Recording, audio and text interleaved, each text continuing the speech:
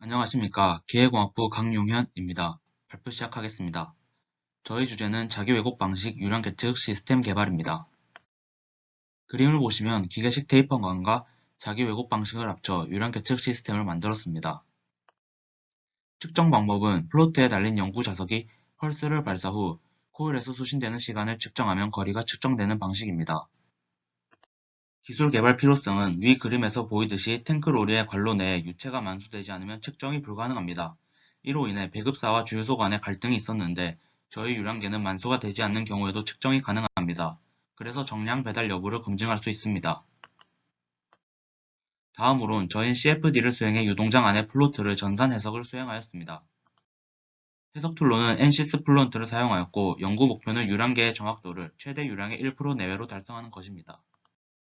우선 플로트의 위치에 따라 테이퍼 간 내부 전산 해석을 하였고 시뮬레이션 조건으로는 오른쪽 표와 같습니다. 플로트가 아래에 위치한 경우를 보시면 엘보를 지나며 유동 방리 현상이 발생하는 것을 볼 수 있습니다. 플로트가 중앙에 위치한 경우 플로트 하단에서는 유동 방리의 영향이 크진 않지만 시간이 지나도 비정상 상태가 유지됩니다. 플로트가 위에 위치한 경우 다른 케이스에 비해 유동이 빠르게 정상 상태로 돌입되고 큰 유동 결함이 없는 것을 보실 수 있습니다. 다음 그림은 각 위치에서의 속도장과 압력장입니다. 그림을 보시면 아래 위치에서 방리 기포가 가장 크게 발달하는 것을 볼 수 있습니다. 따라서 저희는 아래 위치에서 떨림이 없는 플로트 개발을 최종 목표로 잡았습니다. 다음으로 플로트 형상 개발 부분 발표를 맡게 된 윤준혁입니다. 저희는 자료에 나타난 것과 같이 플로트의 확장 각도와 바디 길이 변화를 주어 4가지의 케이스로 나눴습니다. 다음 그림은 케이스별 설계도를 나타낸 것입니다. 이제 각 케이스별로 CFD 해석을 통해 속도장과 압력장을 해석하여 최적의 형상을 찾아보았습니다. 케이스 1의 속도장입니다. 확장 각도와 바디 길이가 가장 큰 케이스입니다. 다음으로 케이스 2의 속도장입니다. 케이스 1과 바디 길이는 같지만 확장 각도가 작아진 케이스입니다. 케이스 3의 속도장입니다. 짧은 바디 길이로 앞 케이스들과 다르게 방리 현상 영역이 작아졌습니다. 또한 음의 스트림와이즈 속도가 발생하지 않았습니다.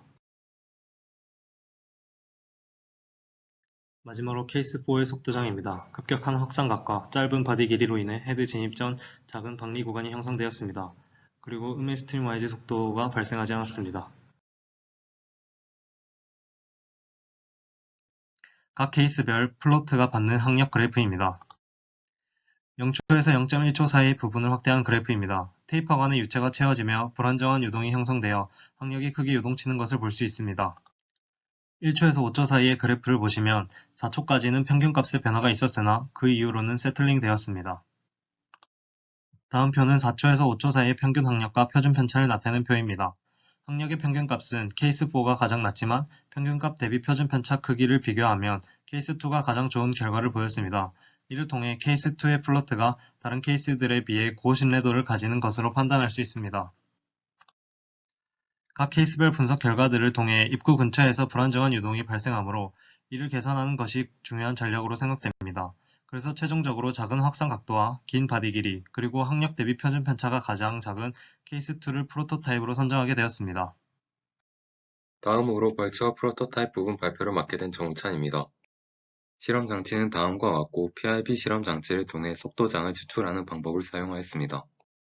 인버터의 주파수에 따른 플로터의 높이 변화를 측정한 사진입니다.